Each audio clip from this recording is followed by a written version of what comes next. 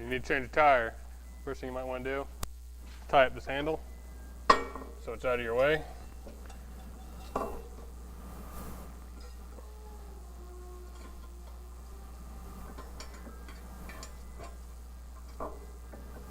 There.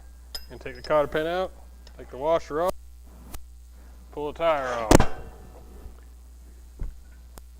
You also want to, when reinstalling, lock this brake in.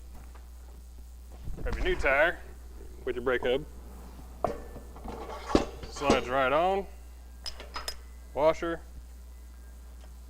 And your cotter pin, you're going to split it. You go and release your brake and make sure it works.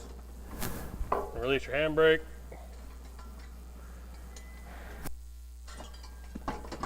And you're good to go.